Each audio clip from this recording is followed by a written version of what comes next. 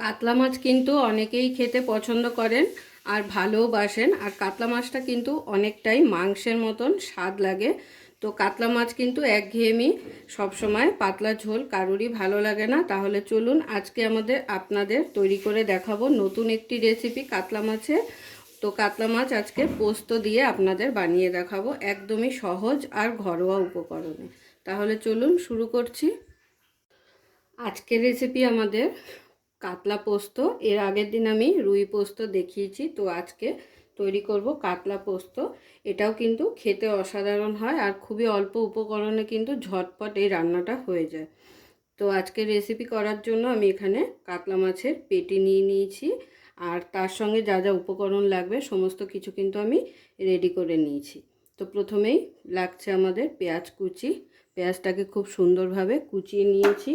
তার সঙ্গে লাগবে টমেটো পেস্ট, পোস্ত আর কাজু বাদাম বেটে নিয়েছি, আদা বাটা, রসুন বাটা আর সঙ্গে কাঁচা লঙ্কা বাটা। তাহলে চলুন শুরু করা যাক আজকের আমাদের রেসিপি। তো প্রথমে মাছগুলোকে নুন হলুদ মাখিয়ে নিতে হবে।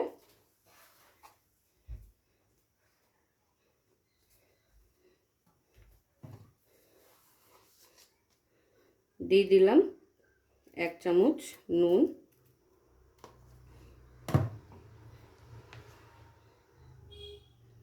হলুদ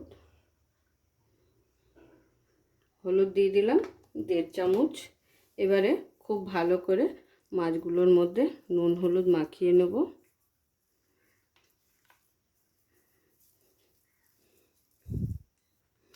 তো মাছে খুব ভালো করে নুন হলুদ মাখিয়ে নিয়েছি। এবারে মাছগুলোকে ভেজে নিতে হবে।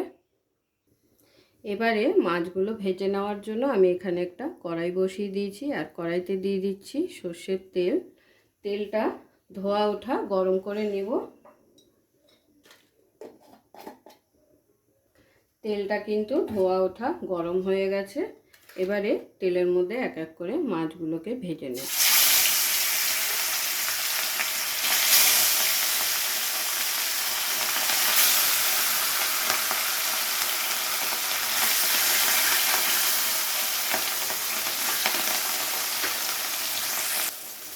মাছগুলোকে লাল লাল করে উল্টে পাল্টে ভেজে নেব।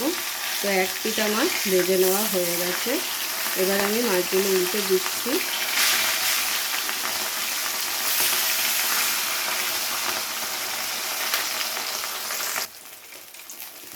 তো মাছগুলো ভেজে নেওয়া হয়ে গেছে। এবার আমি মাছগুলো তুলে নিচ্ছি।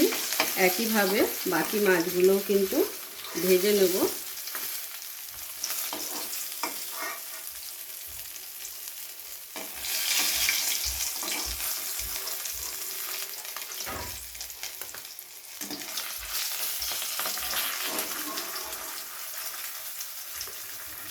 এবারে এই তেলের মধ্যে ফোড়নের জন্য দিয়ে দেবো কালো জিরে,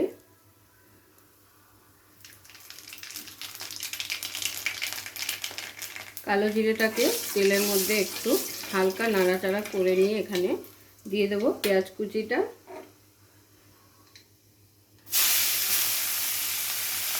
আমি এখানে মাছের পরিমাণ বুঝে দুটো বড় সাইজের পেঁয়াজকে কুচিয়ে নিয়েছি।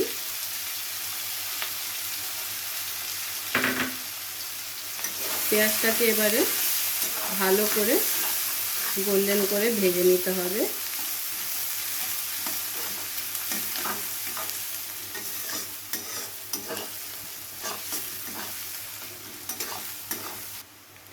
তো পেঁয়াজটা যখন ভাজতে ভাজতে ঠিক এরকম গোল্ডেন কালার হয়ে আসবে, তখন এখানে দিয়ে দিতে হবে আদা রসুন আর কাঁচা লঙ্কা বাটা।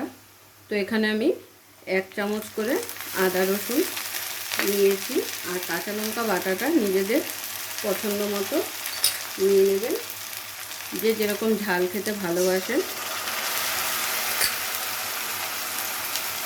এবারে এই তিনটেকে পেঁয়াজের সাথে খুব ভালো করে আমাদের কষিয়ে নিতে হবে।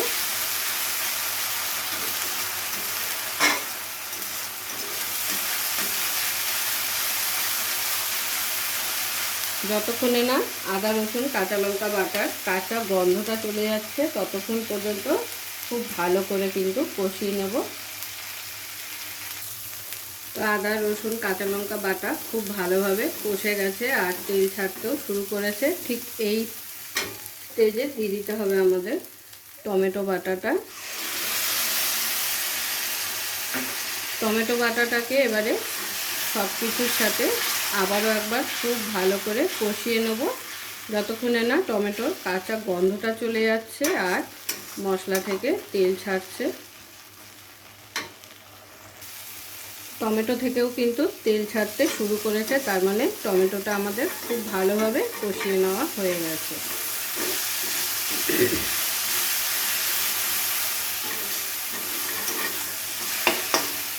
এবারে এখানে অ্যাড করে দেবো কাজু বাদাম আর পোস্তটা। আর এই সময় কিন্তু গ্যাসের ফ্লেমটাকে অবশ্যই একটু লো টু মিডিয়ামে করে নিতে হবে, যেহেতু কাজু আছে তো সেই কারণে কড়াইয়ের গায়ে লেগে না যায়।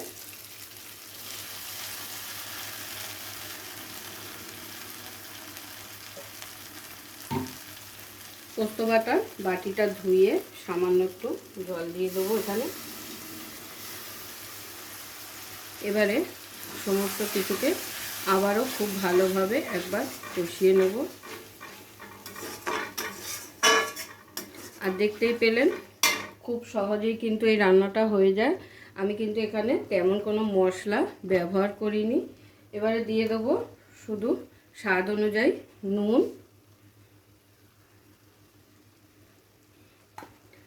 1 চামচ মতো নুন দিয়ে দিলাম। আর দিয়ে দেবো একটু কালারের জন্য সামান্য একটু হলুদের গুঁড়ো। তো 1.5 টিস্পুনের মতো আমি এখানে হলুদের গুঁড়ো দিয়ে দিলাম। এবারে সমস্ত কিছুকে খুব ভালোভাবে নাড়াচাড়া করে আবারও একবার কষিয়ে নেব।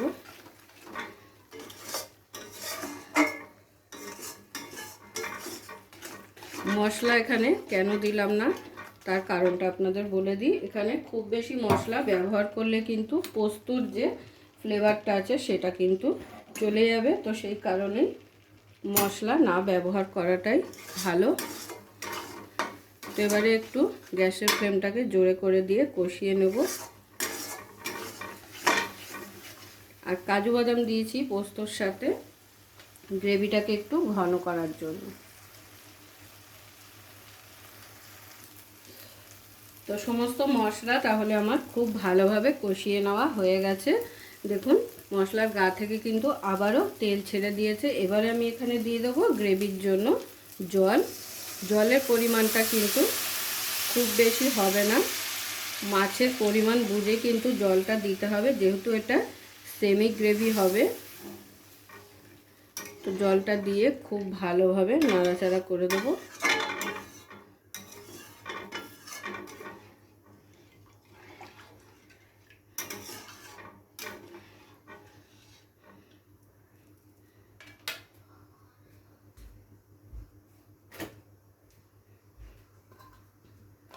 দিয়ে দিচ্ছি সামান্য একটু মিষ্টি, যেহেতু এখানে অনেকটা টমেটো বাটা পড়েছে তো টকটাকে ব্যালেন্স করার জন্য একটু মিষ্টি দিয়ে দিলাম। আর টমেটো কিন্তু আমি এখানে 2খানা পেস্ট করে দিয়েছি।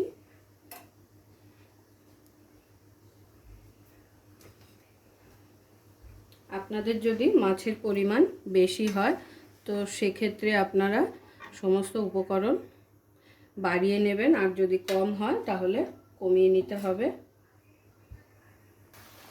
ঝোলটা যখন খুব ভালোভাবে এরকম ফুটে উঠবে তখন এক এক করে এর মধ্যে মাছগুলো দিয়ে দেবো।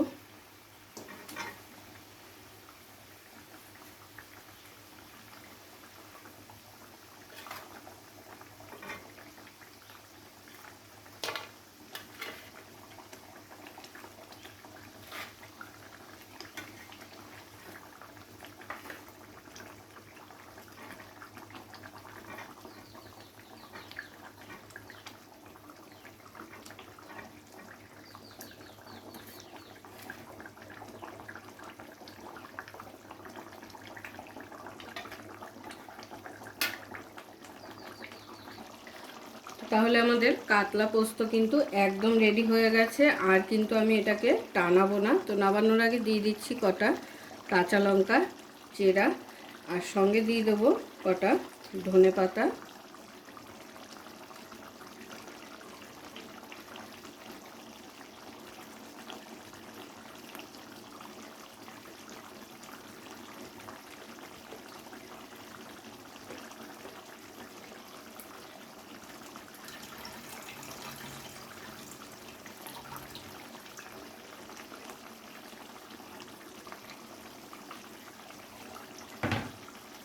এবারে সমস্ত কিছুকে একটু নাড়াচাড়া করে কিন্তু আমি গ্যাসটাকে অফ করে দেবো আর গরম গরম সার্ভ করে নেব।